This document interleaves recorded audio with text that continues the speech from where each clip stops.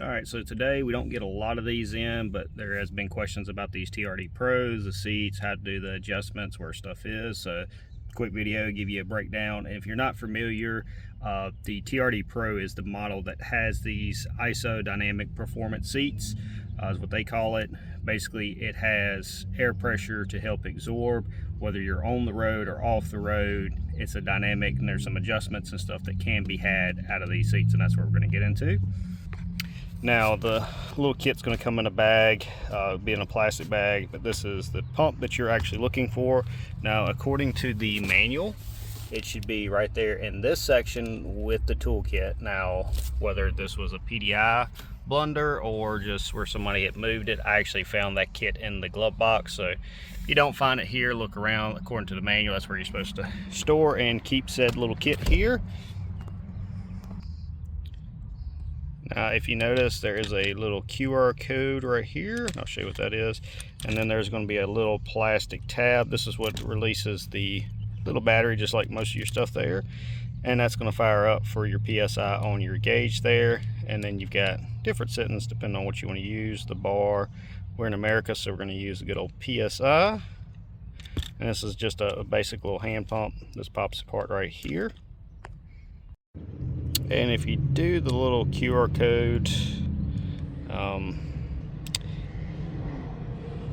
I would expect it to pull you up to direct video, and I'm sure somewhere in here you can scroll around and find the information specific to this, but not the direct link I was hoping for. That would be like just the video of how to use this, but again, that's what this video is for, so we're going to go through that.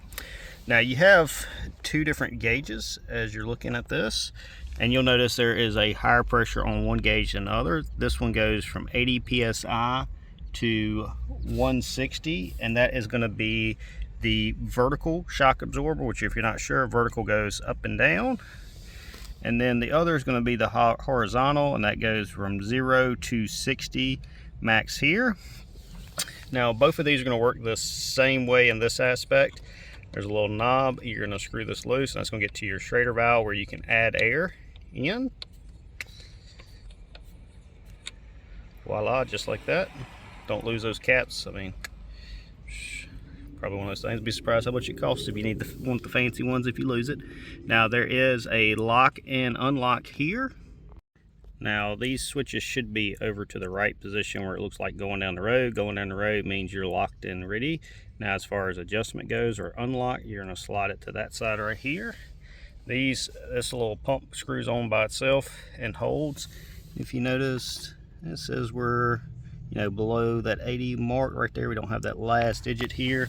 But then if we look at our handy dandy gauge, it's telling us we're at 68.5. So this gives you a little bit more precise gauge, and it's a simple little hand pump. You're just adding air. Now with this being air, just keep in mind that if you have a hot day or cold day, pressure does vary by the temperature, the amount of humidity and stuff like that. So again, a little adjustment every now and again depending on temperature or where you're at or altitude may be completely normal. Now if you're at 80 psi and you come out here 2 days later and it's like 5 or nothing, like there's a leak in the system, get with your Toyota dealership to get that fixed. But from here you're going to pump it up to your desired pressure. Again, vertical and horizontal process is exactly the same. Once you're done pumping to your desired psi, and we'll go over the charts here in just a second, flip that switch and then simply unscrew it and add your cap back, and then you're good to go. Now these are adjusted via weight, so let's put the cap back and we'll go over that here in just a second. But again, fairly simple process. And if you pay attention to a lot of the gauges here, again, and we're going to go through this in the chart, but as you have a heavier individual, you need more air pressure as far as to handle the weight, both horizontal and vertical, or vertical and horizontal. Same concept there. As you up in weight, you need to add more pressure for the individual there. Now if you're going down the road and say you have a heavier individual and you're closer towards the max PSI here, and you're going off the road hitting big bumps and stuff like that, this gauge can actually fluctuate. So if you notice somebody's like riding in the back and they notice it's getting into the dynamic section in an off-road big bump scenario, PSI sitting up high, that's going to be perfectly normal. It's nothing to be worried about.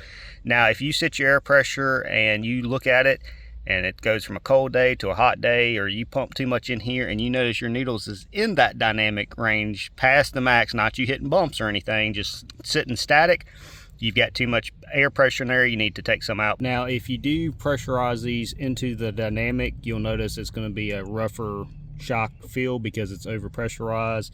And the way these systems are designed, there is a max pressure relief valve, so in theory you shouldn't be able to damage these if you do pressurize them too high, but again, there's no benefit. It's going to be a rougher ride. If you notice it's in the dynamic, again, adjust it to your weight, but adjust it back. There's no point in having the extra PSI. It's going to be no benefit. It's going to be a rougher ride for sure. All right, now I'll slow down in case somebody loses a manual or anything like that. Again, horizontal is going to be side to side, and that's going to be less of a pressure or load than vertical going up and down. But if you're 140 below, and they have two different settings here, low speed off-road and then high speed off-road. So again, think of this just like a shock absorber, which is basically kind of what those seats are. If you're going high speed and you're hitting jumps and coming down, you're going to need more pressure to absorb that. Now on the flip side, if you're low speed off-road, you want that nice cushion ride for going slowly over rocks, hitting bumps and stuff like that. And that's where these two vary. 140 to 170, 170 to 200. And again, this could be somewhat of a preference here. If you want a little bit firmer of a feeling seat, you could always add or take away, but these are the calibrated guidelines. And as you're getting up to the 270 or more, getting off-road, you're getting up to that higher PSI. You know, max is showing around that 60 mark. This is saying around 50. So again, and then vertical, this is your up and down motion. If you notice, the PSI is quite a bit higher because you're going to get more of a vertical load than a side-to-side load, hopefully, in most off-road scenarios, especially hitting, you know, decent bumps or little baby jump stuff like that. Again, never go too crazy with jumps off-road. At some point, you'll set an airbag off, and it's going to be a bad day. Or, not telling you to disconnect it, but again, at some point, maybe look up a YouTube video or something in relation to that. But again, you're going from a below 140 all the way up to 270. Again, at 120 PSI, you got a little bit more range there. So if you're a heavier individual or you feel like you need a little more pressure, you got it there, but never go past max settings. Hope this helps somebody. If you got any other questions or anything, when you're done, once it's left alone for a little bit, this will automatically go back to it. At any point, if you just hit the button, it'll bring back up your PSI there. So fairly easy, set it and forget it, just slide it back in, and I would recommend putting it back in the spot that the manual says if you didn't find it there to start with. But again, any questions or anything? I think the seats are pretty cool. What do y'all think? Is this a useless technology or worth the money? Sound off in the comments. Welcome to the channel. I have over a decade of experience in the Toyota world, and when questions get technical, I'm typically the go-to person. If I don't know the answer, I'll do my best to figure it out.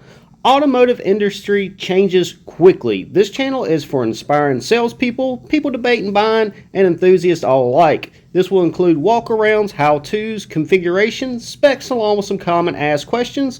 So if you have any, drop them in the comments and it could be the next video. If you found this video helpful, please like and subscribe. And until the next one, keep the wheels moving and hope you have a good one.